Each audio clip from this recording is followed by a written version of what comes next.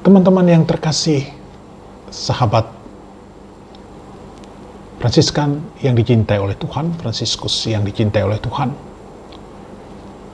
kita akan merenungkan pengalaman cinta melahirkan kehidupan, kebencian melahirkan kematian.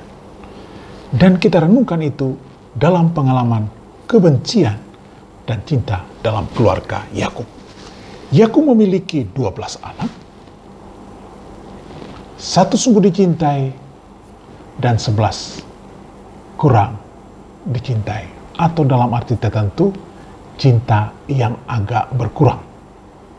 Sedangkan Yusuf menjadi anak emas, yang lain anak perak, anak perunggu.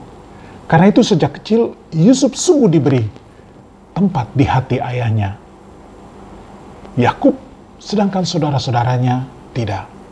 Yusuf diberi jubah yang mahal, diberi makanan yang mewah, yang enak, sementara saudara-saudaranya bekerja dengan keras, bekerja dengan luar biasa, tapi tidak mendapatkan seperti yang didapat oleh Yusuf.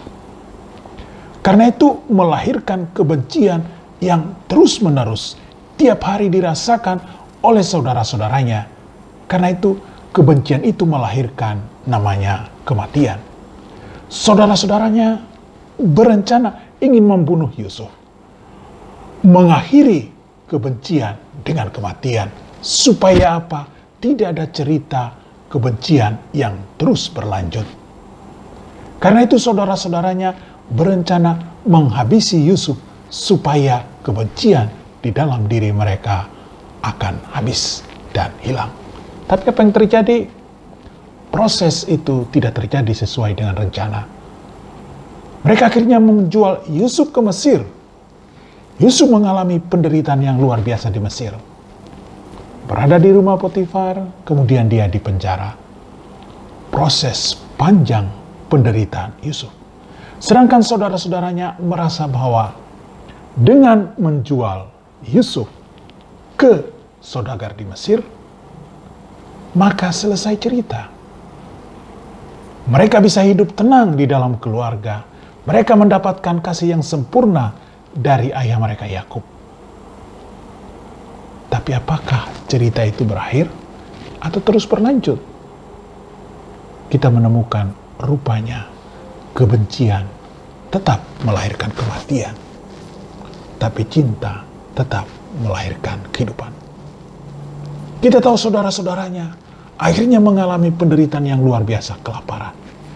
Mereka tidak berdaya, mereka tidak tahu harus buat apa. Sedangkan Yusuf dari pengalaman pahit yang luar biasa, bayangkan dia di rumah Potifar sebagai pembantu, kemudian dilemparkan ke dalam penjara karena fitnah. Dia dipenjara hidup dengan penuh kesengsaraan sebagai seorang tahanan. Kemudian dia diselamatkan karena bisa menerjemahkan arti mimpi pembantu dari Firaun. Kemudian olehnya dia juga bisa menerjemahkan arti dari mimpi Firaun sendiri. Karena itu Yusuf diangkat dari proses panjang penderitaan yang luar biasa, dilahirkan menjadi orang yang sangat hebat di Mesir. Dia menjadi tangan kanan dari Firaun.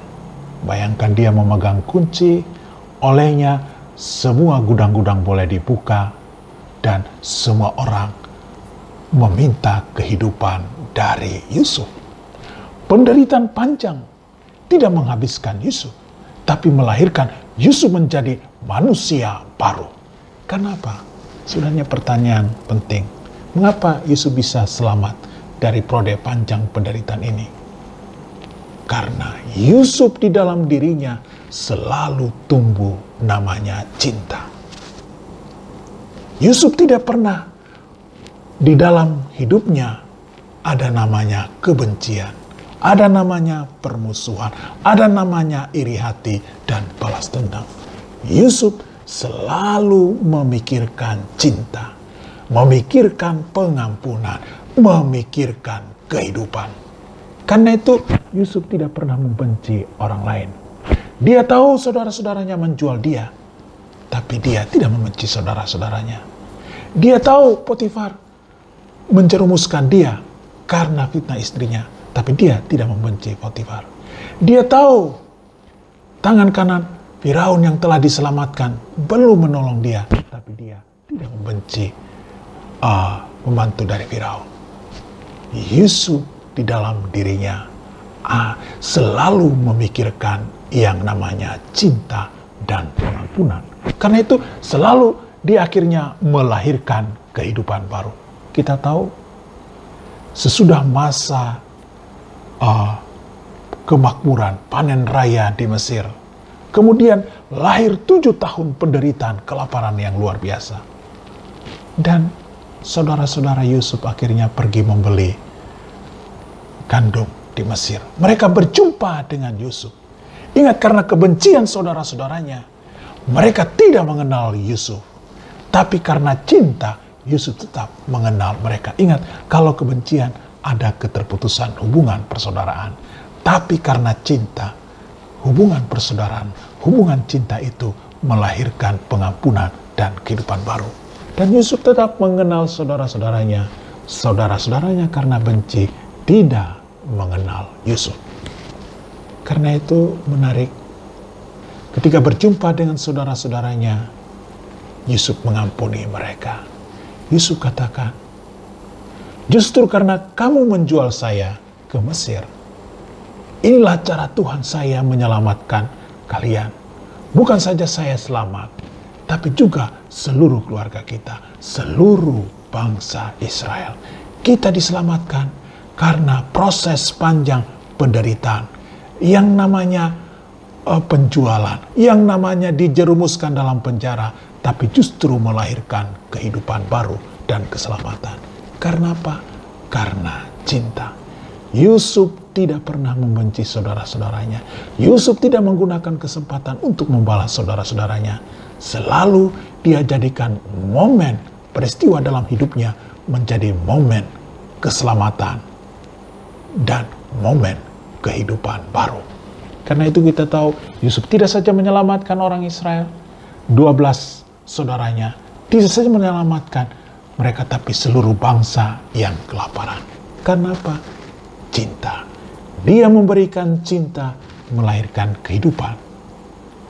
Saudara-saudaranya tetap membenci, karena itu melahirkan kematian dan kesengsaraan.